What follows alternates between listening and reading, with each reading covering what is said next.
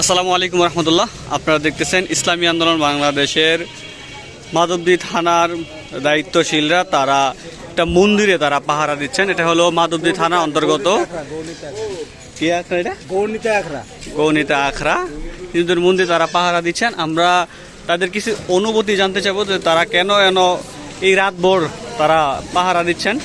আমরা জানতে চাইবো মোমেন ভাইয়ের কাছ থেকে। আসসালামু আলাইকুম প্রিয় দেশবাসী, ইসলামী আন্দোলন বাংলাদেশ পীর সাহেব চরমনাই কর্তৃক আজকে কেন্দ্র ঘোষিত যে নির্দেশনা দেওয়া হয়েছে যে সারা বাংলাদেশে আমাদের ট্রাফিক পুলিশ নেই, সেই সুবাদে সারা বাংলাদেশে একযোগে ট্রাফিক পুলিশের দায়িত্ব ইসলামী আন্দোলন বাংলাদেশের সকল অঙ্গ সংগঠনের দায়িত্বশীলরা পালন করছেন এবং সারা বাংলাদেশের বিভিন্ন জায়গায় যে মন্দিরগুলো রয়েছে ওই মন্দিরগুলোর মধ্যে পাহারার ব্যবস্থা করা হয়েছে। কারণ বাংলাদেশ একটা সাম্প্রদায়িক দেশ, কিছু স্বার্থান্বেষী মহল আছে যারা বাংলাদেশকে একটা অসাম্প্রদায়িক দেশ হিসাবে বাইরের রাষ্ট্রের কাছে প্রকাশ করতে চায়। তাই পীর সাহেব চরমনাই গতকালকে সংবাদ সম্মেলনের মাধ্যমে ঘোষণা দিয়েছেন সংখ্যালঘুদেরকে নিরাপত্তা দেওয়ার জন্য।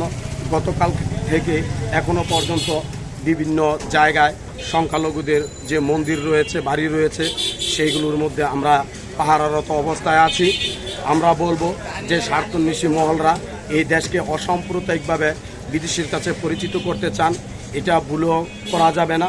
আমরা চাই এই দেশ একটা সাম্প্রদায়িক দেশ, আমরা সবাই মিলেমিশে এই দেশকে একটা সুখী সমৃদ্ধশালী দেশ হিসাবে গড়তে চাই।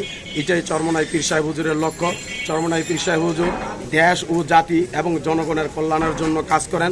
এটা আপনারা দেখেছেন ছাত্রদের বৈষম্য বিরোধী ছাত্র আন্দোলনের মাধ্যমে চরমনাই পীর সাহেব হুজুর যেভাবে ছাত্রদের পাশে থেকে শুরু থেকে আজ অবধি পর্যন্ত কর্মসূচি বাস্তবায়নের মাধ্যমে এই সরকারকে এই দেশ থেকে হটিয়েছেন এবং তার পরবর্তী কর্মসূচি হিসেবে আজকে সারা দেশে ট্রাফিক পুলিশের দায়িত্ব পালন করছেন এবং বিভিন্ন মন্দিরে পাহারারত অবস্থায় আছেন।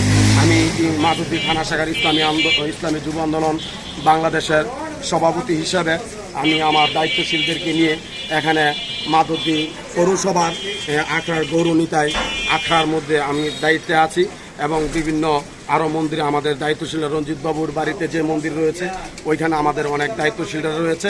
আমরা আপনারা এইভাবে কতদিন এই মন্দির পাহারা দিবেন, কি সিদ্ধান্ত নিয়েছেন আপনারা? উপর থেকে যতদিন পর্যন্ত নির্দেশ আছে ওই নির্দেশ অনুযায়ী আমরা বাস্তবায়ন করার চেষ্টা করব। দর্শক, আপনারা তখন শুনলেন মাধবদী যুব আন্দোলনের সভাপতির মুখ থেকে যে তিনি বলেছেন যে তিনি তারা চান না সংঘাত, চান না হানাহানি, তারা চান হিন্দু, বৌদ্ধ, খ্রিস্টান, মুসলিম সবাই একত্রে বসবাস করুক এবং কিছু স্বার্থান্বেষী আছে তারা চায় যে মন্দিরে আগুন দিয়ে মুসলমান ভাইদের উপরে তারা দোষ চাপিয়ে এবং অন্য অন্য রাষ্ট্রের কাছে বাংলাদেশটাকে তারা কুলুষিত করার জন্য।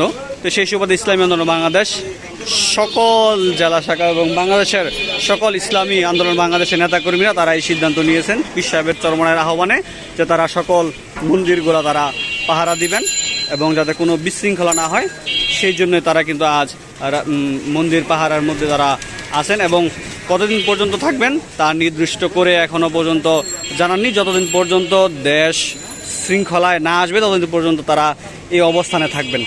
তো সবাইকে ধন্যবাদ। আপনারা দেশের স্বার্থে, দিনের স্বার্থে আপনারা কাজ করেন। আল্লাহ পাক আপনাদেরকে উত্তম যাজা দান করুক।